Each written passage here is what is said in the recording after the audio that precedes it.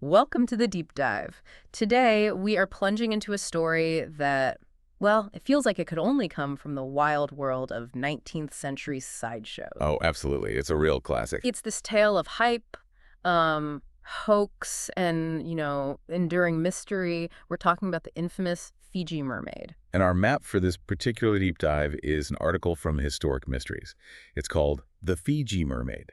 What was it, and why did it garner such interest? Right. So our mission today is to really excavate the strange journey of this famous attraction. We want to uncover how it landed in America, dissect the, frankly, marketing genius that made it a star, Marketing genius. reveal what it really was, and sort of chase down the threads of its eventual disappearance, all based on the details in this source. Okay, let's unpack this story. Where should we start? Maybe its big American debut. Yeah, absolutely. While the Fiji Mermaid obviously had a history before this, its most, let's say, famous public showing was really thanks to P.T. Barnum. The legend himself. Right there at Barnum's American Museum in New York. This was 1842.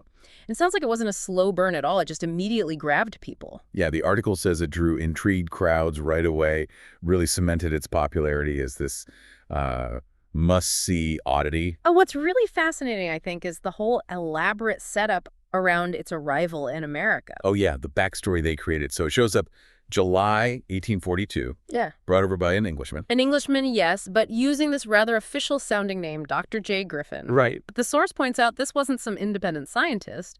Griffin was actually Levi Lyman. A colleague of Barnum's.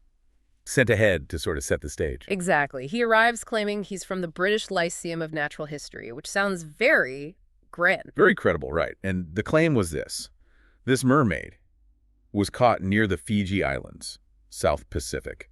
And choosing British Lyceum, as the article implies, that was key, wasn't it? It gave it this air of scientific weight. Yeah, distance from American showmanship. Like it was a genuine, if maybe a bit bizarre scientific find. Totally. It wasn't just, hey, look what I found. It was crafting a whole narrative. And Barnum just took that narrative and, well, put it on steroids. Huh.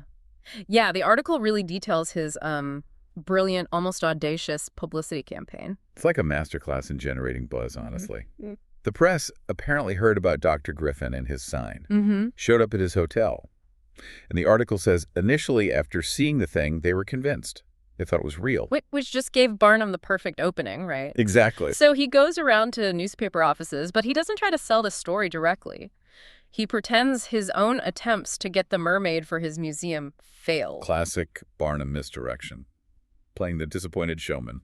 And while he's lamenting his supposed failure, he just happens to, hand over these pre-prepared ads. Ah, and here's the real kicker, the genius part. Yeah. These ads didn't show the actual creature. No. They showed a typical, beautiful European mermaid, flowing hair, graceful tail, the fantasy. The image everyone wanted to believe in. Right. And he didn't stop there. Newspapers weren't enough.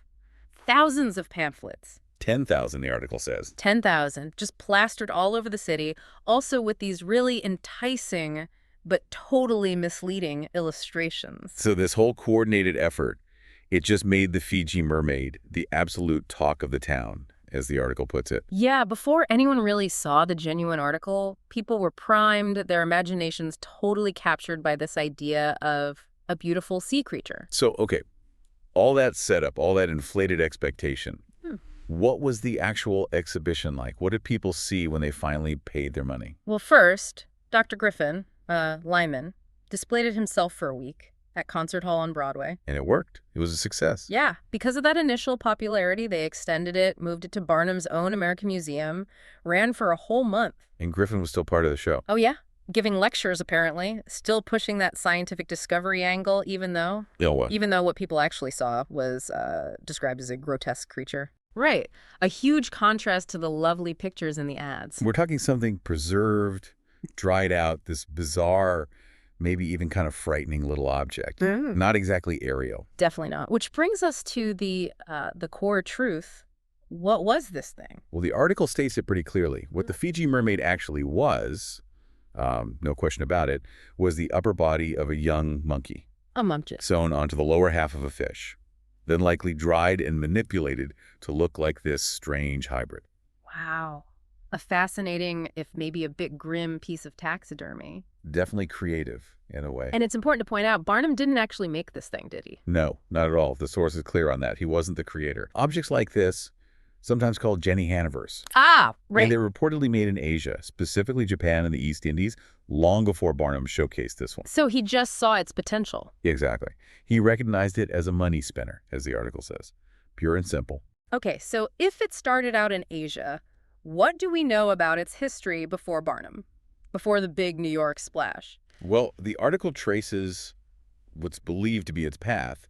It thinks it was probably crafted in Japan, maybe around 1810. 1810, okay. Apparently, this was something some fishermen did over there, maybe as curiosities? Or for certain cultural reasons, perhaps? Fishermen making these monkey fish things, that just adds another layer, doesn't it? It really does.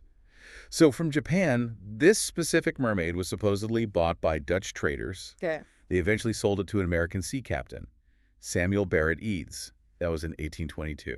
And Captain Eads, did he try to exhibit it too? Did he pay a lot for it? Yeah, reportedly paid a large sum. He hoped to make money from it, but unlike Barnum later on, Eads apparently couldn't make it pay off, didn't recoup his investment. Huh.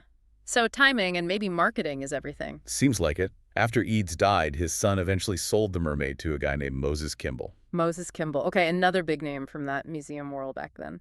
Yeah, he owned the Boston Museum. Kind of a competitor to Barnum, but they sometimes work together, too. And Kimball leased it to Barnum. That's the connection. Kimball leased it to Barnum for that famous 1842 New York exhibition we talked about. Got it. So, quite a journey already. Japan, Dutch traders, Captain Eads, Kimball, then Barnum. What happened after that big month at Barnum's museum? Did it just vanish? No, not right away. After the New York run, it went on a southern tour. Oh, interesting. How did that go? Well, the article says the tour was abruptly halted.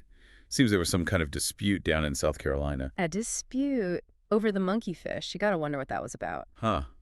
Yeah, the details aren't there, but you can imagine. Anyway, after that eventful tour for the next couple of decades, the Fiji Mermaid sort of bounced back and forth. Between where? Between Barnum's American Museum in New York and Kimball's Boston Museum. So it stayed in the U.S. mostly. For a while. But the article mentions it did go overseas again, exhibited in London in 1859. Yeah, okay. After London, it came back one more time, displayed again at Kimball's Boston Museum. And that's noted as its last known location. Okay, last known location. Kimball's Boston Museum, sometime after 1859. Which leads us right to the big mystery. What actually happened to the original Fiji Mermaid? Yeah, this is where it gets murky. And the article lays out a few possibilities, a few theories. I bet one involves fire. Barnum had some famous fires. You got it. One common belief is that it was destroyed in Barnum's big museum fire in 1865. That makes sense, intuitively. So much was lost then. It does connect it back to Barnum, but the article suggests this is actually unlikely. Oh, why is that? Because based on its last known location, Kimball's in Boston, it probably wasn't in Barnum's New York Museum when that 1865 fire happened.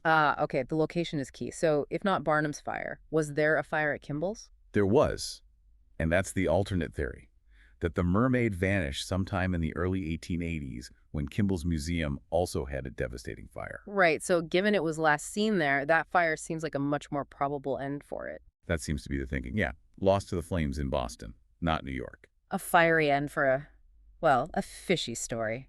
But hang on, is there any chance it survived? Any other ideas? There is one more theory mentioned. The idea that maybe, just maybe, it survived the Kimball fire and somehow, eventually, ended up in a museum collection. You mean like a major museum? Specifically, Harvard's Peabody Museum of Archaeology and Ethnology. Whoa, from a sideshow act made of, spare parts to potentially sitting in Harvard, that's quite a leap. It certainly is a fascinating thought, and the article confirms the Peabody Museum does have a Fiji mermaid specimen in its collection. They do, so maybe that's it. Well, here's the catch. The article is careful to say it's unclear if it is the original Fiji mermaid, the specific one Barnum and Kimball showed off. So it could just be another similar creation from that era. Exactly. It's a Fiji mermaid, but maybe not the Fiji mermaid of legend. And the article reminds us these weren't unique, right? Other museums have them too. Right. It points out that other museums around the world display Fiji mermaids, which kind of highlights this enduring fascination people have with these weird objects. Yeah. Even long after everyone knows they're fakes, their counterfeit nature, is common knowledge. So let's recap this whole wild ride based on our deep dive here.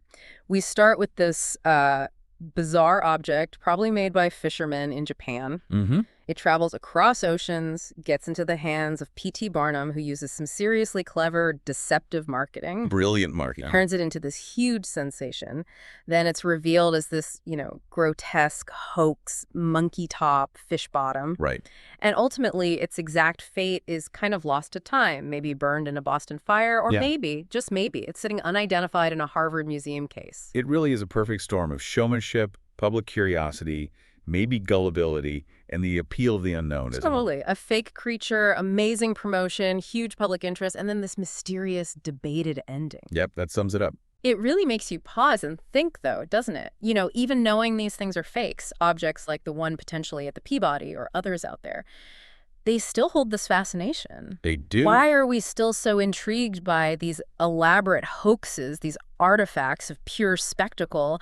What does that kind of enduring appeal tell us about, our own desire to maybe see the impossible, or maybe just the sheer power of a really good story and a very clever presentation? That's a great question. Something for you, the listener, to definitely ponder long after this deep dive is over.